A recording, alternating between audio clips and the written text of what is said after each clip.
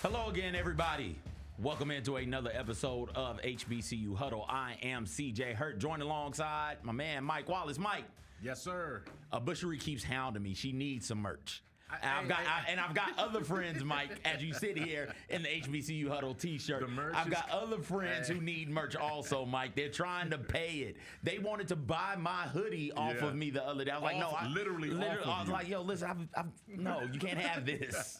Listen, the merch is on the way, man. I put a re-up. I re-up on the order last week, and it's ready. I just got to go pick it up. So by this time next week, there will be a re-up on the HBCU Huddle merch, man. So the people out there will have some in their hands, man. We definitely got to take care of the in-house first, and then we'll take it from there. All right.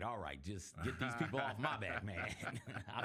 I'd hate for it'd be your own people. I hate for my friends and my family to jump me and take my HBCU Huddle gear. That's true. That's true. We'll talk about Thanksgiving break a little bit later on, Mike, because I do want to know what you did for Thanksgiving, but we got to hop straight into it. We'll also talk about SWAC All-Conference members, SWAC Awards. We've got a great pick six for you lined up as well. We're going to be picking SWAC Championship coming. We'll be picking our 6 favorite Christmas songs. Like Mike said, the SWAC Championship is this week, and that's why we got to hop straight into it. We brought dear friend of the show, cousin of the show, family member of the show, Mo Carter, Fox 54 News sports director, Southern grad, on today, right off the top. Why you got to mention that? Why you got to mention Southern grad? Is Southern playing in the SWAC Championship game? They are, but right. I mean, that don't have nothing to do with Mike, that's still why. PTSD, man. I understand. Still Mike, PTSD. You was riding high week 4 of the season. I'm sorry. It ain't about me, it's about Mo now. You're right. I hate how it ended for you, but it ended. Mo, what's going on, baby? Fellas, I'm doing great. Good to see y'all once again. Hope everybody had a good holiday, and hey, definitely ready to see who will punch their tickets to the Celebration Bowl after this weekend. Absolutely. It's going to be a fun game to see. Southern. I don't know about you guys. Southern surprised me this year with the way that they went out there and just took care of business, especially inside their Division 8 and 4 on the season. Mo, what's been the thing that's gotten Southern to this point? How were they able to get here? I'll tell you this. I was very skeptical about what my alma mater was going to look like this year on the field. I mean, even though I've known Coach Terrence Graves for a number of years, my former defensive coordinator when I played under Coach Pete Richardson, the thing that really Southern has found success with is that they've got guys that will play until the exact end of the game. They're going to play all the way through the whistle. They're going to play all the way until the end. They never give up. And I think because of that, that's why they've been able to win some very close games, some ugly games, and then just find a way just to get a dub when many people may have counted them out. Mo, we've seen, man, we've seen this year a number of teams made coaching changes, and it didn't take long for guys to get their program installed, for them to find success early. You talk about Coach Graves down there at Southern. Obviously, he's going to be in the championship game against Jackson State. We saw what Chennisberry did over at South Carolina State. Even Alcorn. Alcorn had a good first year, down there as well, too, in their transition. What was it about, Southern that allowed this continuity to come to fruition so fast? And I know Graves has been waiting on this opportunity for a long time, so it probably didn't feel like a new fit for him. It was just his turn. But what were some of the factors that led to them having success right from the gate?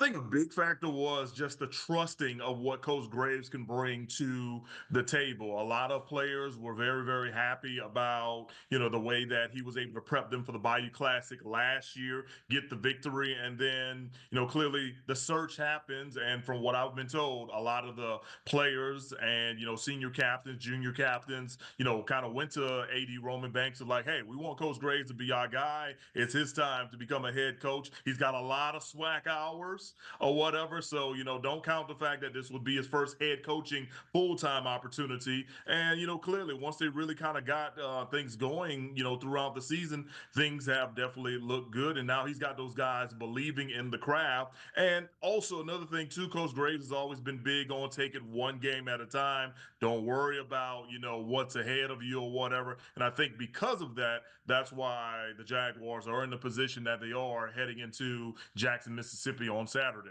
Well, they are going to Jackson, Mississippi. Jackson State, one of the best teams in all of the FCS. They're playing really, really well under Coach T.C. Taylor. We'll talk more about TC Taylor and Jackson State's accomplishments a bit later on. But as it pertains to the not Celebration Bowl, the SWAC Championship game, excuse me, what are you most looking forward to seeing in this matchup featuring Jackson State and Southern? The main thing I want to see is who's going to control the line of scrimmage. I mean, both Somebody's got to block Kelby. Exactly. Somebody's got to block Kelby if you're a Jackson State offensive lineman. If you're a Southern offensive lineman, someone's got to block Mr. Nobles. Nobles has been destroying the competition here, there, and everywhere throughout the year. And I was chatting with some folks over the weekend.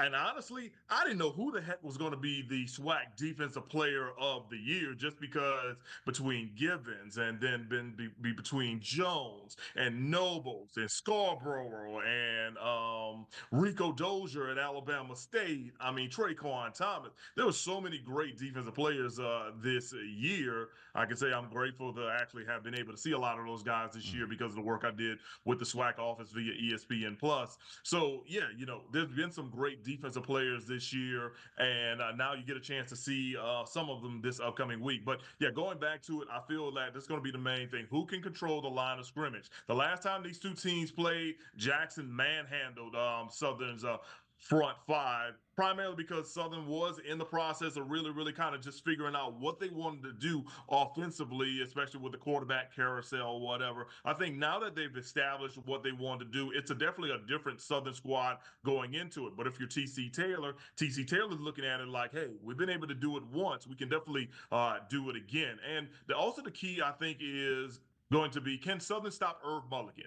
That is going to be a huge key. Clearly, Jackson has a lot of guys they like to give the rock to, but Irv Mulligan is that guy. His first game back in action this year was against Southern, and, he came out and had his way with them to compare to where he was literally not getting touched until he was about 3, 4, 5 yards down the field on multiple occasions, and that's how they really wore that Southern University defense down. Yeah, absolutely, Mo. I agree with you wholeheartedly right there. If I'm Southern, I'm selling out and trying to stop Jackson State's run game, and I'm going to make Jacoby and Morgan beat me through the air. And if you're Southern, you can get a pass rush in, but you can't compromise that second level, that linebacker level right there, and allow extra yardage plays and particularly yards after contact type plays, because that's what Mulligan thrives on. You know what I mean? From that standpoint. I'm going to shift gears a little bit and ask you about this, because we're seeing this trend now, and it's not just in the FCS level, it's also FBS level, and we're seeing it on multiple national fronts now. It seems like there's a lot more confrontation, altercations, post-game fights, and things. The SWAC has definitely handed out some fines and some suspensions. We've seen it happen in the MEAC as well too. We've seen it happen over the weekend. Florida State and had their issue as well there, and then Michigan, Ohio State on the higher levels up there as well too. From your broadcast view and what you've seen, you're in these stadiums week in and week out with ESPN Plus doing a remarkable job, Mo. What more can be done to limit that? And why is this becoming more of a thing now? It doesn't seem like it was always brawls after every single big time game. I think two things have to be done. The first thing that has to be done is clearly the referees have to take control of the game. They really do. And I hate to use this example, but I'm going to go ahead and do it. Of course, I was on the broadcast for Jackson State against Alabama State. The game was Jackson State was able to clinch the East Division title. It was yours truly and Tolly Carr for HBCU Game Day. During our breaks, Tolly and I kind of noticed that there was chippiness happening in the first quarter, second quarter, third quarter, and you really weren't seeing the officials get into the players' face like, hey, cut that stuff out right now or whatever, or you're going. You didn't really see that as much. The coaches were doing it, but the officials weren't the one that were really doing it. And I think because of that, them not being able to take control of certain parts of the game or whatever, the players kind of like, man, it is what it is, and they'll hand that out. And as I saw that happening or whatever, I hated that primarily because here I am sitting there saying, man, we just had a great game, and now everybody's going to remember the post-game scuffle. Nobody's going to remember the game. They're going to remember the post-game scuffle. And we couldn't cut away from it because the post-game interview with T.C. Taylor was sponsored. Dr. Charles McCullough was going to present him the trophy right then and there as well. So I'm sitting, I know, that's right. Sitting here like, okay, we got to really, really think this out, or whatever. My producers in my ear like, hey, man, just keep going. So I'm sitting there like, okay, there's only so many times I can say, you hate to see this. Cooler heads need to prevail and things of that nature. Eventually, we got through it. We got the TC, and then they were like, all right, get off the broadcast quick, fast, and hurry, because the SWAC needed that video to obsess what was going on and make their suspensions and fines or whatever. So honestly, I think refs need to take care of it first and foremost. And I'm going to be frank with you. As a former college football player, you as a student athlete have to understand what's going on as well. Don't have the mindset of, I don't really, really care. Remember, you're representing not only yourself, you're representing your school, and you're representing your family. You know, some of these guys, first generation players or whatever. So when it comes to that, like, you have to understand like what's really, really at hand. And you have to have the cooler heads prevail in that situation and scenario. So I really, really think it's got to start with the officials. And I say officials because coaches do this every single day. So it should be like clockwork. But first, you got to start with the officials. And then as a player, you have to go with it as that. I hope really in the future that you won't see it as much, especially as you get into the postseason play. But, you know, I'm not in those locker rooms to really see how things are going on a day-by-day basis. But that is definitely my hope. And as we saw, suspensions and fines have definitely come out as well. And I will say this, getting away from the HBCU space, kudos to Steve Sarkisian, who over the weekend literally single-handedly told his team and removed all his guys from the Texas A&M logo and be like, look, we went with class. We won the game. We got bigger fish to fry coming up next week. As you saw in the replay, he single-handedly like, go, go, go, like get out the way or whatever. Wait. I might be misremembering something. Didn't Texas go out there when everybody had left though? Right. That's what I'm saying. Like, Texas went to the logo, and then Steve Sarkisian ran straight from his post game, whatever, and was like, "Nah, we ain't doing this. You know, we're not doing this or whatever." And so I want to give credit in that situation and handling in that scenario. But clearly, everybody's situation is different. There's going to be a lot of fines that continue to be handed out or whatever. And you just got to think about it like, just as a true student athlete, at the end of the day, it's you who you represent. And I mean, it's your family, your school, and your area who you represent. So that's why I'm hoping that things will get better in that scenario. As we saw, the Celebration Bowl said, look, we're going in a different route. If you win the game, you can celebrate on the field. If you lose, go straight to the locker room. That should be the way it should be for all of these games. If you when the game is over, everybody get off the field. Get off the court, get off the field. I am not a fan. I really dislike the handshake line. Mm-hmm. You played sports, Mike. Mm-hmm. Mo, you played sports, both of y'all. You played at a high level. Mm-hmm. Mo played at a high level. I played until my senior year of high school, and then I was done, right? I played basketball, and then I played a bunch of other sports. I can't tell you how many times stuff pops off in the handshake line. I remember a dude, 8 to 10-year-old football, shout out to my dad, shout out to senior, told his team, hey, if somebody in this handshake line says something you don't like, knock them out. And somebody in the handshake line did something, said something, got body slammed on his head. Now it's a fight. 8 to 10 years old, right? Like I think at times we hold on to this notion of good sportsmanship, and it is, hey, we're doing this because, and then when it's all said and done, everybody's going to be a good sport because everybody's going to understand the result is what the result is, and they're going to just have to accept it and keep it pushing. Football is an emotional sport. Football is an aggressive sport also. It's supposed to be controlled aggression, and sometimes that control gets lost, right? And it's going to be aggressive aggression, real aggression. It's best for everybody involved if as soon as the game ends, hey, get off the field. If you want to holler at somebody on the other team, everybody knows how to get to everybody's locker room. Y'all got phones now. Reach out, call them, text them, say, hey, before you leave, come dap me up. You can do that. But trying to keep everybody on the field and then doing the handshakes, man, I'm just not a fan of it in any of the sports. Professional, literally. I look like you got some sense. You know, that's literally what I would say. And I mean, clearly, emotions will ride high many times, but I'll just say this too. Sometimes you could just have that partial second to be like, is this even worth it? Like, Put that through your mind. And if that's the case, then that will prevent a whole lot of other situations happening moving forward. But because we've seen several scrums, not just on the HBCU space, but also at PWIs and also on the P5 level, I expect some changes to be happening moving forward with discipline from multiple conferences, from the highest of the high all the way down to the lowest levels if need be. I was on the field. Oh, go ahead, Mike. I'm listening. Well, go ahead. No, you got it. Okay, I was just gonna say, man. Speaking of changes needing to be made, I mean, obviously you're right there in the hub of a change that's happened at Alabama A&M. You know, with Coach Connell Maynor being sort of relieved of his duties, and they're parting ways. You know, after 6-7 years of him being there at that program. That was one of the positions, and I said this coming into the season. CJ will go back and admit this. I said that this was a put up or shut up season for Alabama A&M. I said it also for Alabama State too, and I think Coach Eddie Robinson Jr. was able to do enough to still, because it's his university and you know he has some goodwill there. I still don't think they've turned a corner yet based on expectations, but at Alabama A&M, it seemed like it was just trending in a different direction than where they were at their peak just a couple of years ago. They never were able to get over that hump. What sort of led to that ultimate decision? And I'm not going to ask you, do you agree with it or not, because I know how close you are with that program and your sources and everything with that. But what's the best step forward from here for both the university and the coaching search as they go forward? Before you answer, Mo. Yeah. The way I was going to get to that question, because that was where great minds, Mike. We're both thinking. The way I was going to get to it was, hey, speaking of on the field scuffles, I was on the field for the Jackson State Alabama A&M game, the 1-2 game.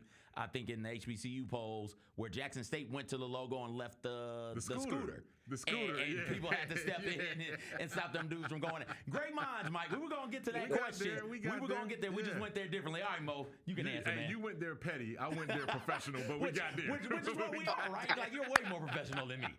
That's why they pay you big bucks. That's Mike bleeping Wallace. Hey, but your way was cool, though, because I remember that scooter. But, yeah. Right, Go ahead, Mo. You Alabama take it from A&M, there. Coach Maynor. You got it, Mo. All right. So first off, I want to say that Coach Maynor and Dr. Paul Bryant, the athletic director, they are parting ways on good terms. They are definitely doing that. I had an exclusive interview yesterday with Dr. Bryant, and that was one of the first things I asked him about. And he said they were good. It was just a matter of just kind of sitting down and realizing that, okay, moving forward, what are the best practices? And mutual decision was made to part ways with Coach Maynor, and he accepted it in that situation. I mean, Coach Maynor, at the end of the day, he leaves with the title in the spring 2021 season. Say what you want to say about that. They did get the victory, and that's what really happens. But after that, they've been mediocre. The best they finished in the East Division is tied for third over the last couple of years. So because of that, change definitely, needed to happen in that scenario. But as I mentioned, he inherited a program that was on probation and, hadn't had a winning season in like 5 years. His first 4 seasons, he has winning seasons, won the SWAC Championship, HBCU Natty as well. And it seemed like that was the highest of the high. But after that, they couldn't replicate that. So now moving forward, clearly you're going to need a head coach who can come to the hill, who can be personable, who can fundraise, who can be, great with the crowd, also work the transfer portal and work all these new changes that are with the NCAA when it comes to scholarship limitations and, various other things, NIL deals as well. There's a lot of interest in this job. It's just going to be a matter of who will be the best candidate that stands out to athletic director Dr. Paul Bryant and President Dr. Daniel K. Williams. Was he let go, or did they just not renew his contract, Mo? He was let go. He did have one more year on his contract. One of the things, we talked to him during SWAC Media Days, and to your point about fundraising, one of the things that really struck me, I was asking coaches about NIL deals and things of that nature. He's like, we don't have any.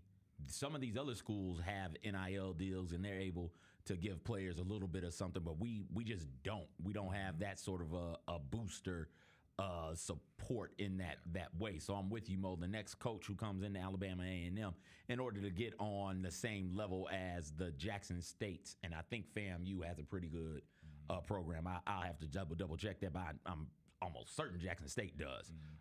You've got to be able to get something in NIL deals and revenue, so that you can get into these players' rooms and compete in recruiting for some of the top-notch athletes and high school athletes and college transfers. Speaking of college transfers, Mo, the season's over. Players are hopping in and out of the portal right now. Are there any names that stand out to you on the portal front?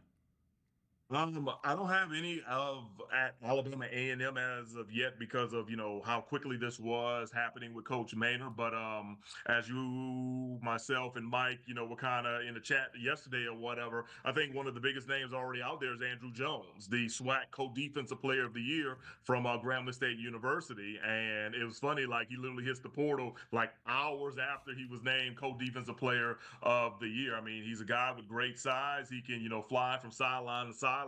And with the numbers that he puts up, I honestly think that he has a chance to definitely either be a group of 5 player next year or maybe even a P5 player. It'll just depend on, what the rosters look like. It also depends on what these coaches are looking like when it comes to their recruiting and filling spots in portal situations. You got to keep this in mind, too. He's from New Orleans area, Tulane, under Coach John Summerall, who's a Huntsville native, known him for a number of years. Hey, they're doing well. They're playing for a conference title this upcoming week against Ormond, if I'm not mistaken. So who knows? That may be a potential to get him back home. But he's definitely the biggest name I've seen thus far. There's been a few other guys, that's hit the portal here and there. But I think Andrew Jones, the reigning Co-Defensive Player of the Year for the SWAC, is probably the biggest name in the SWAC as of now with the transfer portal. Yeah, and that's the reality of the new NIL era. And, when a player can put together a breakout season like that, he puts himself into the opportunity to move up and on. And coaches do that all the time. And now we're in that era where players can almost use the HBCU ranks and the smaller school ranks as feeder systems. So more power to him. I hate to see him go, particularly because he's a Grambling guy when it comes to what he was able to do there. But that's just the challenge that these coaches are facing in this new era of college athleticism, college athletics. So, man, hey, I know you got a lot. That was a lot we covered. We got a lot in there with you, man. And first and foremost, I want to say, obviously we'll be talking to you throughout future HBCU huddles, man. But great job on a phenomenal season of calls with ESPN Plus. It seems like every year in every game you get more and more natural with it, man. You're doing a great job with that, and keep up the great work both there and what you're doing back there in Huntsville as well. Thank you so much, Mike, man. I do appreciate it. And like I said, big shout out to the Southwestern Athletic Conference, Andrew Roberts, and also Dr. Charles McClellan for reaching out and being like, hey, we've seen what you've been able to do. We want to bring you on board. So, yeah, I've definitely been grateful with that. And I know they're still expanding the brand from a broadcast standpoint. So hopefully you'll see even more games next year. I think the best thing, though, was that, not just the travel, but the fact that, I got a chance to meet even more people that in most spaces I would not from calls. And, you get the wonderful stories about some of these student athletes and even the coaches and how they have a connection. So I thought that was probably one of the better parts of things as well. Now, we'll also say this, I get a few little comments in the inbox saying, oh, man, you need to replace Tiffany and Jay. I'm like, no, I ain't nowhere close to that situation. I am nowhere. Do not disrespect them in that, way, shape, or form or whatever. Now, if I want to work towards it, I still got some work to do, but I'm pretty good right now as far as me kind of just building it day by day. There you go. All right, Mo, we're going to let you go. That is Mo Carter, Fox 54 News Sports Director, Southern grad. He'll be on the call for the Jackson State Southern matchup this weekend during the SWAC Championship game. He got one more. Well, no, actually, it's Tiffany and Jay that'll be on that call this upcoming weekend. I'm sorry, my fault. Yeah. You said replace them. I already replaced them. That's my bad. That's my bad. I'll be in the mix, but yeah, they'll definitely be on that call with that. But now, guys, as always, I do appreciate it. Mike, I got to throw this at you real quick, man. I didn't want to wear it for the entire whatchamacallit, but Mo. Represent. Throw it up, Mo. Son, what Hold the on, let's see if Jags I can talking do it real about? quick, Jags talking about? Hey, Mo, I've been catching it all week, man, from everybody, man. Grizzlies players, Grizzlies coaches. I've been getting it all week, man. The staffers and all that, so it's all good. It's all good. Check this out. Really quick, I'm going to really get off or whatever. So Southern has won 3 in a row. They've won 6 out of the last 7. The funniest thing is that The one time Southern lost, Terrence Graves was the interim coach for Grambling. I know. It doesn't make sense. and you know who the coordinator is for Grambling in the game?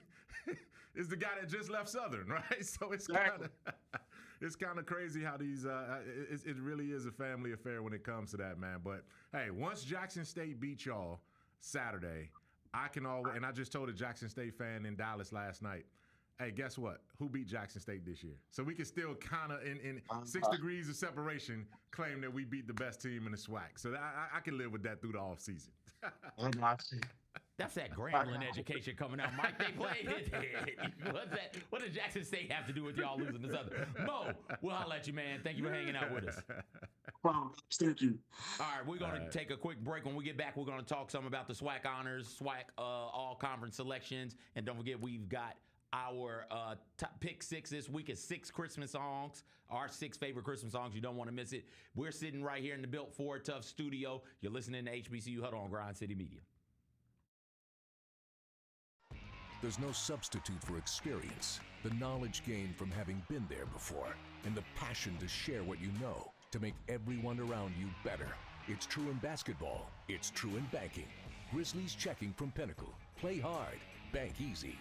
Open a Grizzlies checking account with at least $100 and a recurring direct deposit by August 31st, and you could receive a $200 direct deposit bonus into your account. Details at grizzliesbanking.com. Member FDIC. John Cena was spilling life lessons on this stream, bro. So the best thing I watched all week, John Cena on the Cassinet stream. By the way, he stole your hairdo. You got to make a phone call. I was about to say, you showed me a little bit of this clip because I saw the messy room, and the only thing I could see is John Cena's hair. I mean, come on, bro. He stole your bar. It's literally identical. He stole your flow, bar for bar, word for word. How is mine more gray than his, though? Tune in to Grind City Wrestling weekly on the Grind City Media app and on the Grind City Media YouTube channel. The 3 big beats this week. One was root for points in honor of John Roser. How about that Miami-Louisville game? Crushed the over, which was 60. Finished with 97 total points, 52-45. Meanwhile, the Academy's covering again, both Army and Navy, getting the job done. Army, best start since 96. America. Navy crushed Charlotte. They're ranked 23rd and 24th in the country. The Odds Couple, live at 2 p.m. on YouTube at Grind City Media and the official Grind City Media app. D'Anthony Mountain took my little guys, to the ice cream stand. He was like, I'm going to get ice cream. You want to go with? So he took my little guys to the ice cream stand. So, guess who their favorite player is now? John Morant. But outside of that, D'Anthony Mountain's pretty high up on the list. How about this? We got youth small D'Anthony Mountain jerseys at our house right now. Love D'Anthony Mountain. That was a fun night. It was a fun night, man. The Gary Parrish Show, live on weekdays at 10 a.m. on YouTube at Grind City Media and the official Grind City Media app.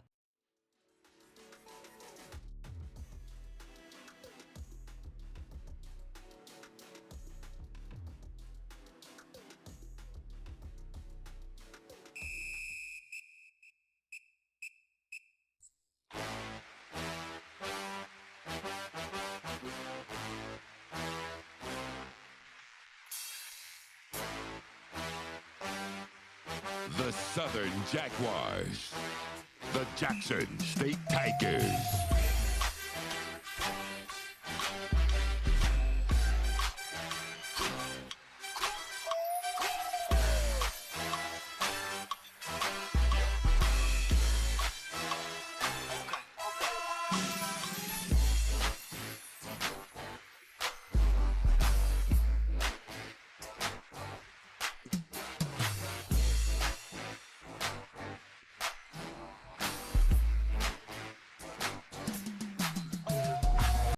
SWAC Championship game is the game of the week this week. Welcome back, CJ Hurt, Mike Wallace, HBCU Huddle, Built Ford Tough Studio. Mike, I do it because you love it, Mike. Oh, let's look at the game of the week graphic. All-time record, Jackson State 501, 338, and 22. Current record 10-2. Notable alum, Walter Payton, prolific passer. Bet you didn't know that about Walter Payton. He could sling the pigskin. Walter Payton had 8 touchdown passes in his career in the NFL. That is the most by a non-quarterback in the Super Bowl era. Wow, what research. Look at that research, man. He's the best passing non-quarterback the league has ever seen. LaDainian Tomlinson is close. He threw 7 of them. Okay. But Walter Payton, great passer. He's better than, I don't know, Daniel Jones or something like that. Whatever. Player to watch. Speaking of running backs, Irv Mulligan.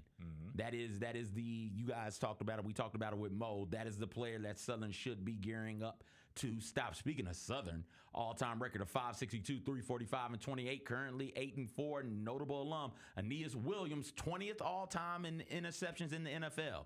So he, and a Hall of Famer, in the Ring of Honors for the Cardinals, if I remember correctly. Player to watch, Kelby Givens. He's great. Yeah, I would imagine there'll be not only a lot of protection slid his way, but a lot of double and triple teams as well, Mike.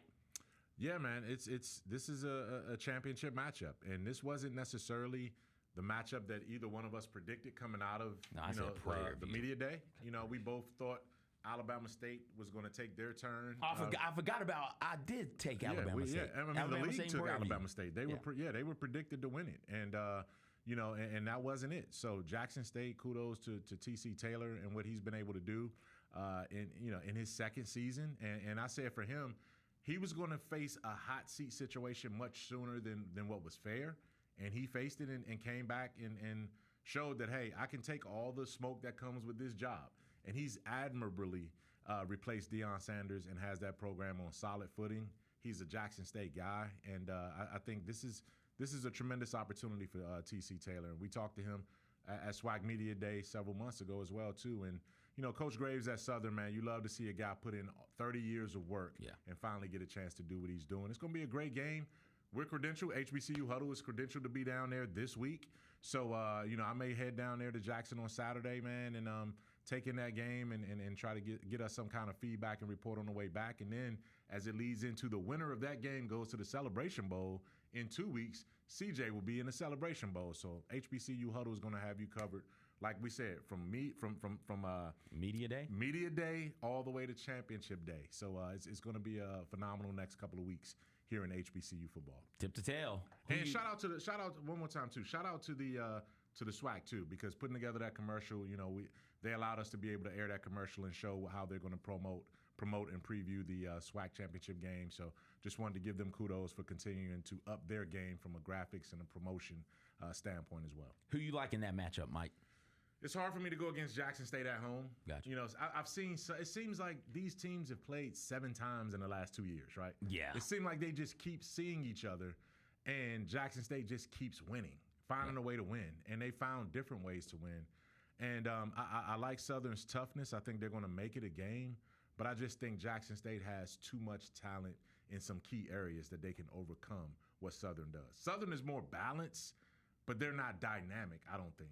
I think Jackson State is dynamic, and it's going to be hard to slow them down at home with that crowd behind them the way it is. It was Southern that was Coach Prime's last game in the SWAC when he you were down decided there. to leave. That was yeah. that. Was that? Yeah. No. That was the championship game. Yeah, that was the championship But you game. were there for the game before that. No, I was there for the championship game. Okay. I was there for that as he's looking at his watch, trying to get people off the field. You were there for that. Yeah, I was there for that. But you were there for the other one too, then? Yeah. So you were there for the college game day. I was there for college game day. And then you went back and then I went back for the championship game. So if you're not going to be there, then maybe Southern has a chance. Maybe. maybe. I just remember going into, like, the game is over. Yeah. It's all this stuff being reported and rumors are this, that, and the third. It's like, oh, great. We're going to get Coach Prime to come in here and set some things straight. And we're going to know by the end of this press conference what's going on. And I sat down in there. It was a long day. You know how it is. You get there super early. You're walking around. You're trying to take in as many of the sights and the sounds for social that you can. Yeah. I did a little video beforehand. Shout out to Kevin Gates. He fed your boy.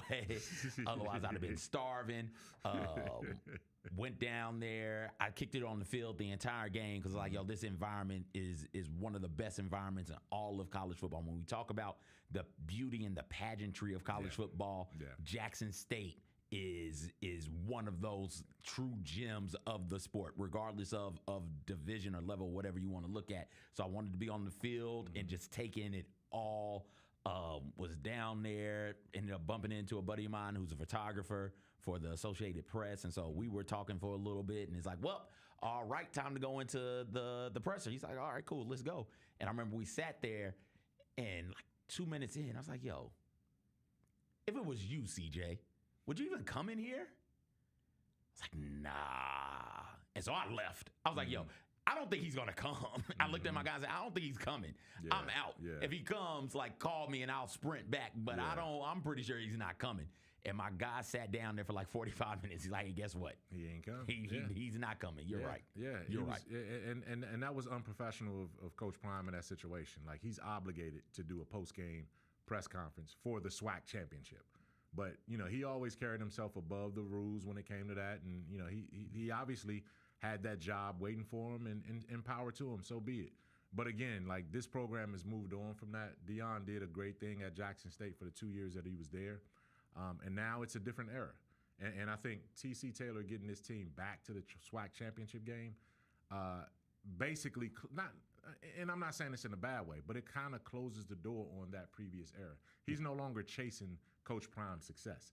Now he has a chance to do what Coach Prime couldn't do, and that's win a SWAC championship and then win the Celebration Bowl. So all that's right in front of T.C. Taylor right now, and I think he has a great shot to do it.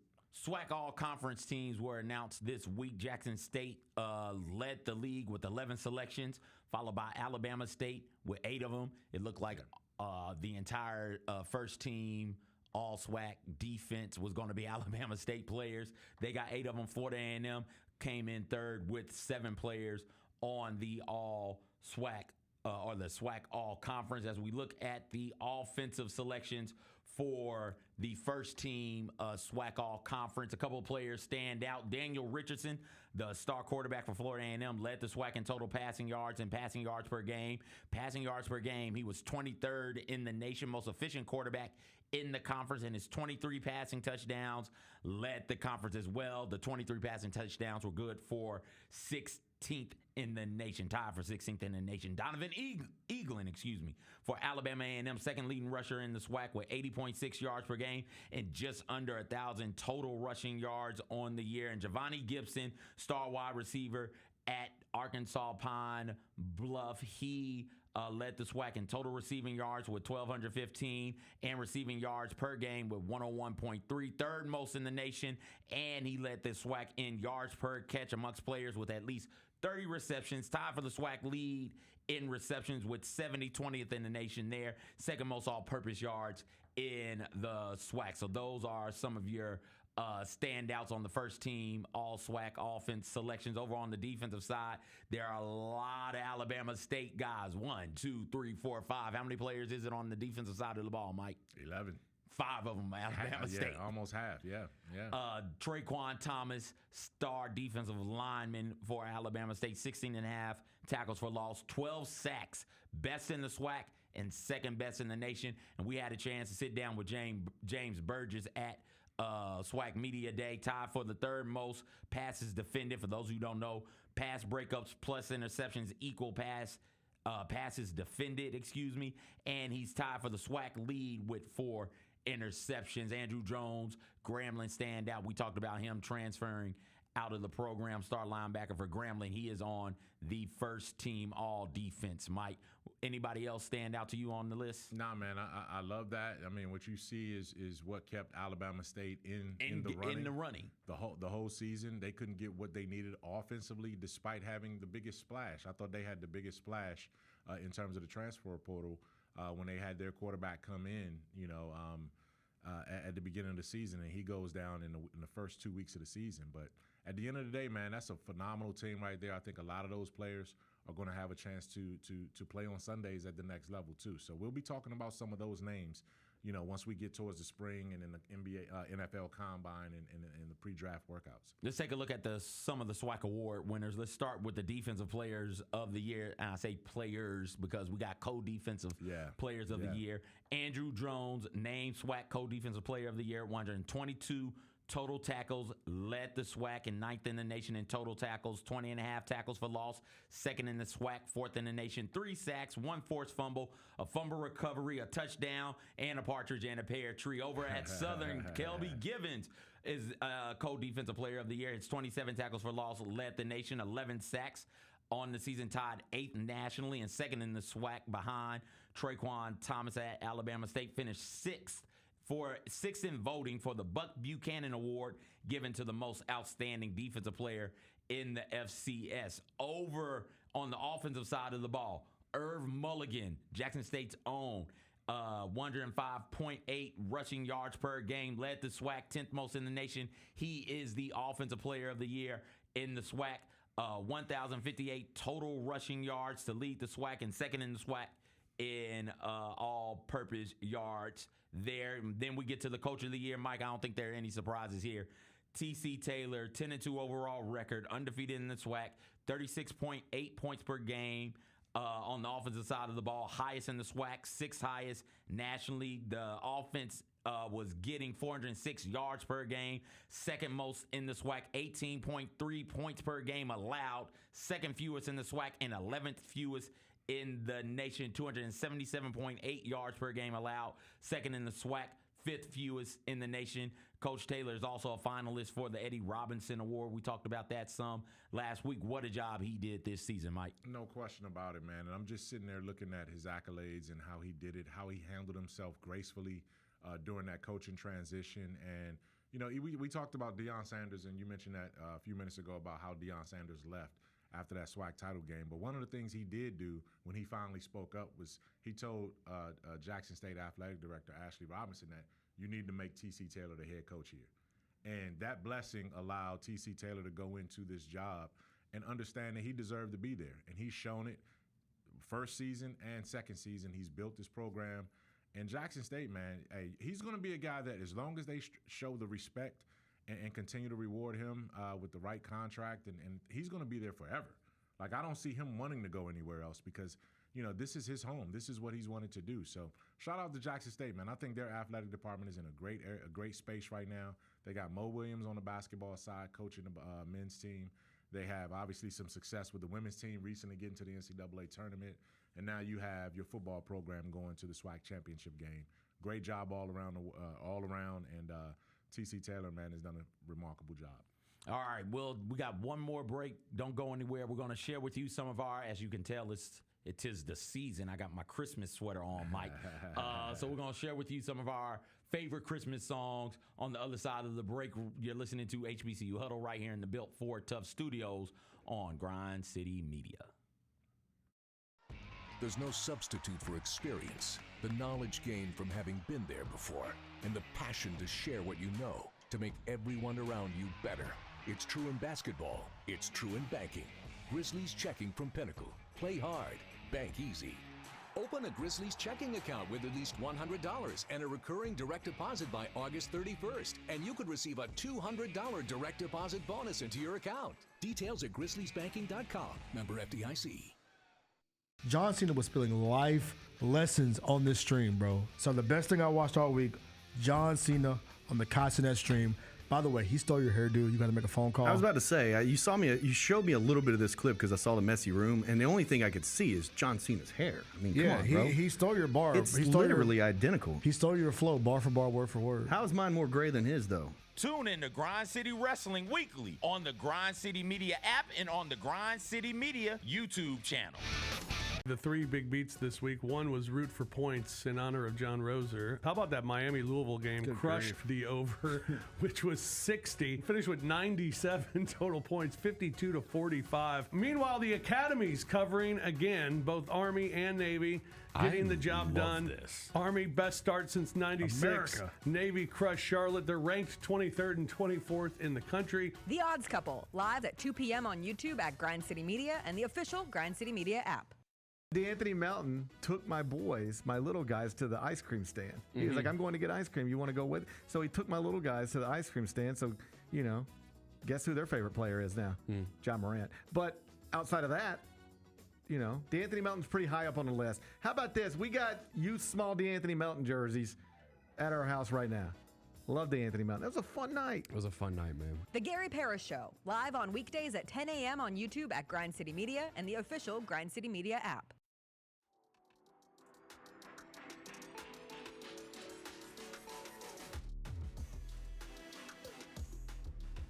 Welcome back.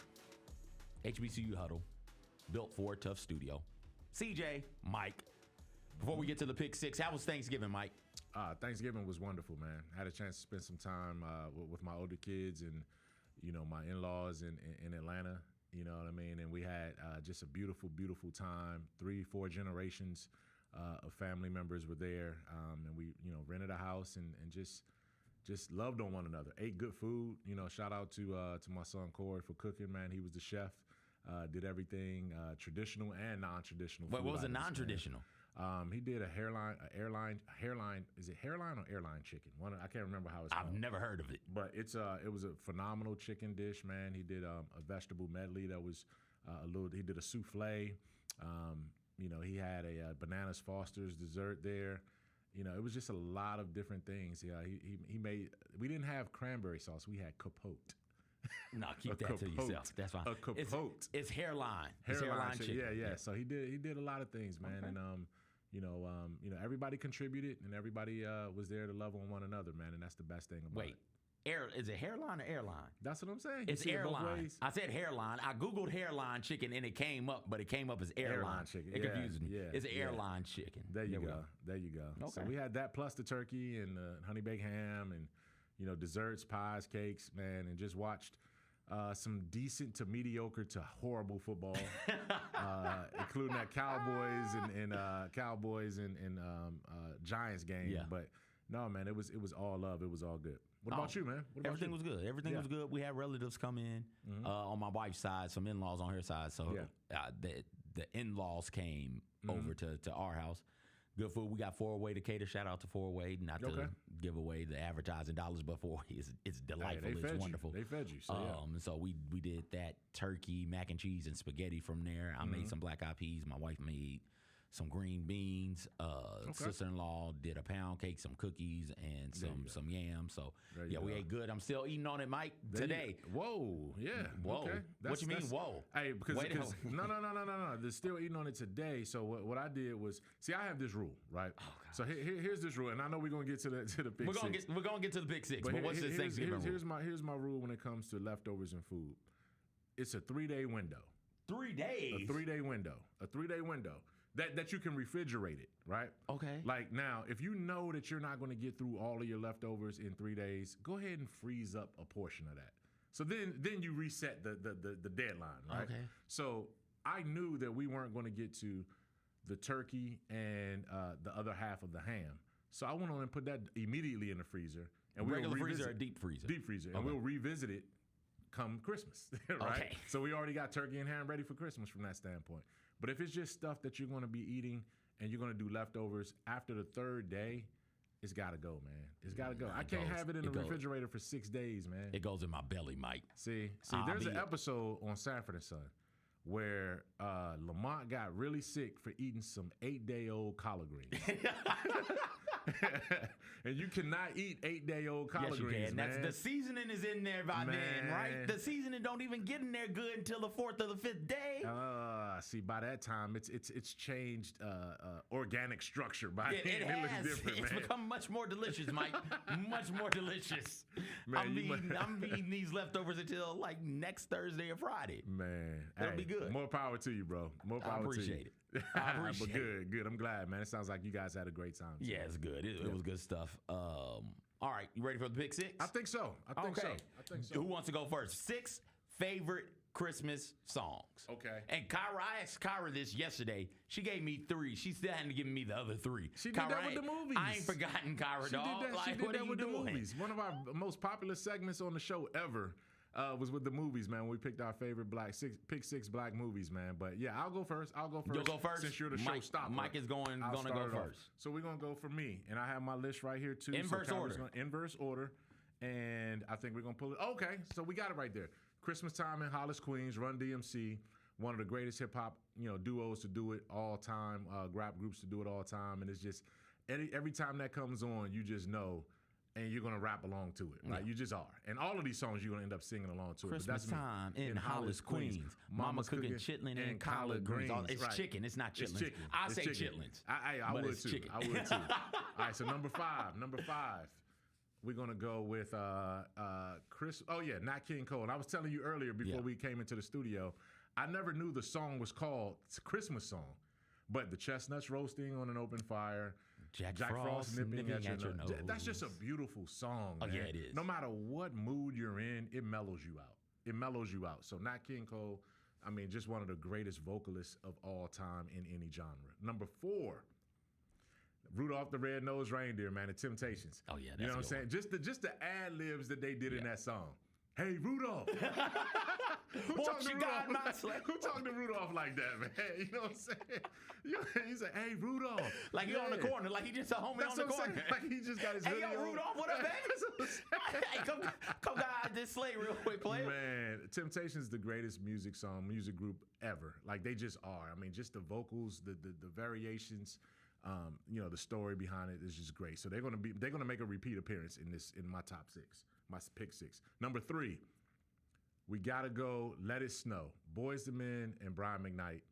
That's the most contemporary, like, man, that just makes you just want to cuddle with your sweetheart in that song, man. You want to have the fireplace going.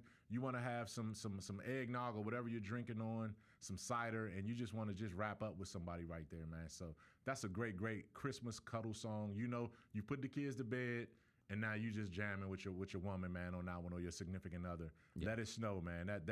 That created some. See, a few of my kids are born in the summer.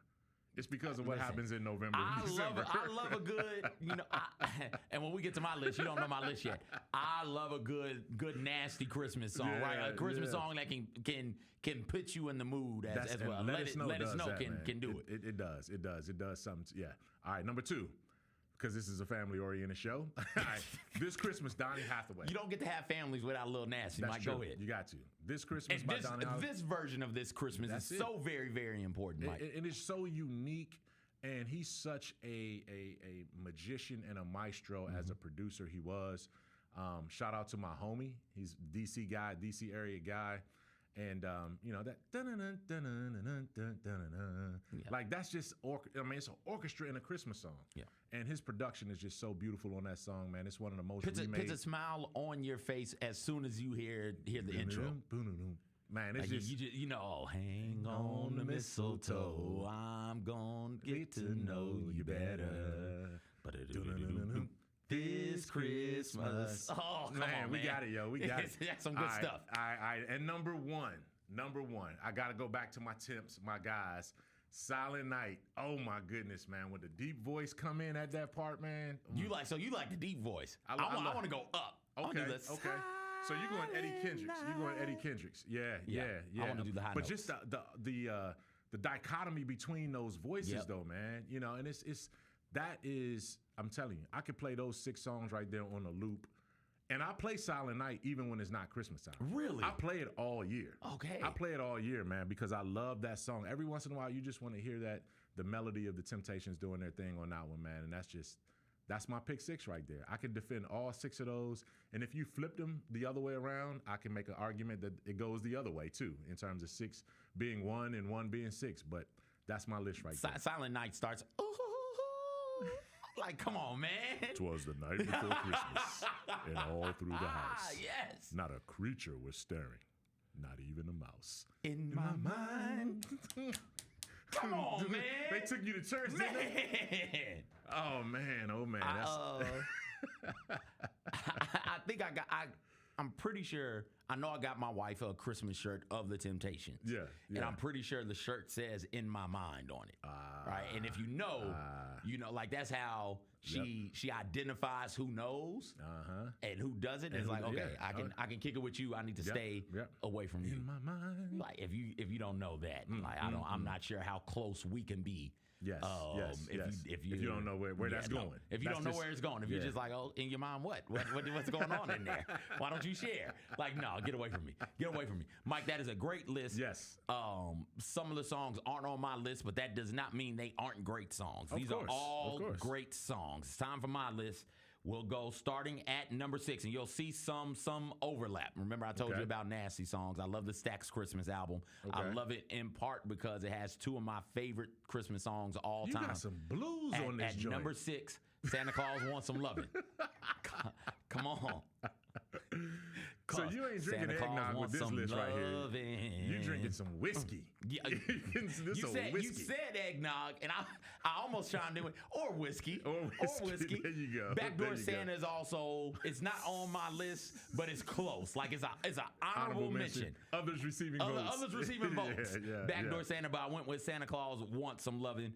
Albert King, great song, great nasty Christmas song. Get the mood right. Once the kids go to bed and everything, you can have fun with your partner as this song plays in the background. Number 5, Whitney Houston's "Joy to the World." That's a good one. Is my gosh, with the choir in the background harmonizing, it will.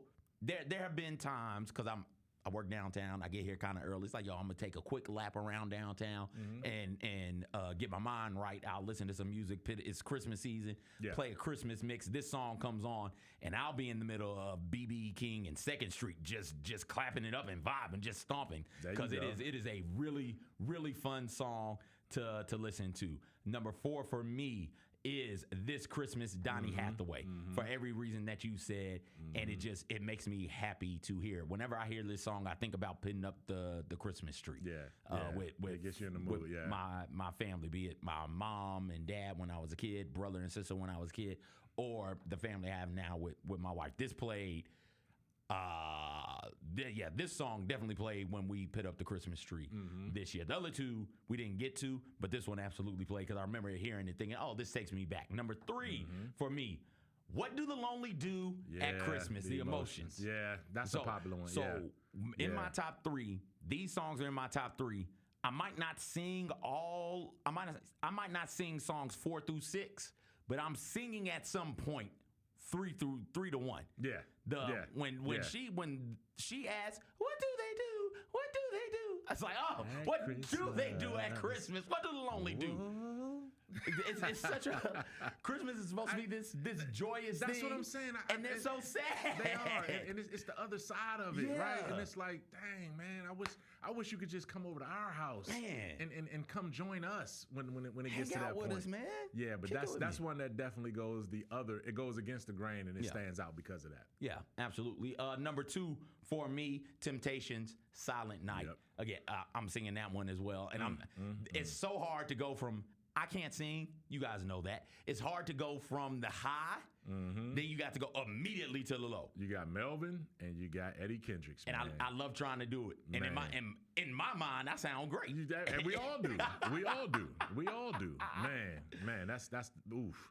I can't wait to see what your number 1. If that's your number 2. Number 1 for me. Come on, man. I listen to the Bells, Luther Vandross. I love Luther Vandross's Christmas album. From Mistletoe Jam is great. That's another one that is, you can listen to it with your partner and, things can pop off. Also receiving votes down there. Eartha Kitt's, Santa Baby. Yeah. I feel like Eartha trying to sing me out my draws. It's like, all right, Eartha, calm down now. But this, I listen to the Bells, gets me going every single time. You talk about listening to Silent Night by the Temptations, even when it's not Christmas. I'll put it on Listen to the Bells in July. Okay. Like that's my jam. I gotta go back and listen to that one, man. I'm sure I've heard it. Listened to the bells and they made me remember when we were so in love. It was only last year, this time in December.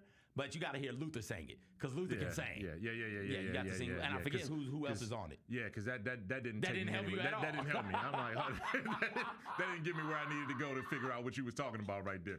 But I tell you what, though, it's some great honorable mentions too, man. There's one by Mariah Carey too. Which one? Her most popular Christmas one. I hate that song. But it's in the rotation everywhere. Like you can't. It's not in my rotation. What's the name of it though, man? I can't remember the name. I should. Now you throw me off. You hadn't asked me, I could have told you. Kyra, what's the name of it? Oh, what is it? All I Want for Christmas Is You. All I Want Thank for you, Christmas Kyra. Is You. Yeah, that's and then the Jackson 5 had one too. Michael Jackson and the Jackson 5 had a great Christmas song too. Which I saw Mommy Kissing my wife. I saw Mommy Kissing Santa Claus came on while we putting up the tree. Yeah. And my wife looked at me and goes, "Damn, Michael snitching? Mommy can't get no play." I was like, "All right, baby, calm down. She's kissing a strange magical creature. Calm down. She don't know this man." Yeah, man. The Jacksons have Do the Jacksons have a Rudolph? The Jacksons have a couple They have of a Christmas album. They have a Christmas. That they have a couple Motown of Christmas. That Motown Christmas covers a lot from there too, man. So Stevie Wonder, What Christmas Means to Me. Yeah. Also honorable mention. Someday at Christmas, Stevie Wonder. Stevie Wonder's Christmas album was incredible, or is incredible. So those are our pick sixes. Those are our favorite Christmas songs. Share yours. Add us on Twitter, on Blue Sky, on Facebook, or whatever social media app you're using these days. Hit us up on the YouTube underneath the video as well. Let us know some of your favorite Christmas songs. And if we left something out that is just so egregious, we don't deserve to do another pick six, let us know, in the comments section and on social. Mike, thank you so much, man. Anytime, man. One more thing. Shout out to Tennessee State for a remarkable season. Those guys fought to the end. They got to the FCS playoffs and went up to Montana, and tough place to go, man. Freezing temperatures. And that team got down early, and then they fought all the way back, made it a one-possession game, and then they kind of got away from them at the end of the fourth quarter. But Draylon Ellis, remarkable career. Eddie George, breakthrough. You got Tennessee State right where you wanted them, and you told us that was going to happen, and you did it. And Tennessee State as a university is going through some tough times right now, but they certainly needed that diversion for what the football team was able to do on the field throughout this past season. So kudos to them. I'm looking forward to seeing them come back even stronger next season. Looking forward to seeing Virginia Union play as well. They get Valdosta. They won not one but two games in the D2 playoffs, so they'll take on Valdosta in the quarterfinal, I do believe, to get set up for a semifinal showdown next week potentially. That'll do it for HBCU Huddle. For Mike, I'm CJ. Thank you guys for listening. We'll talk to you next week.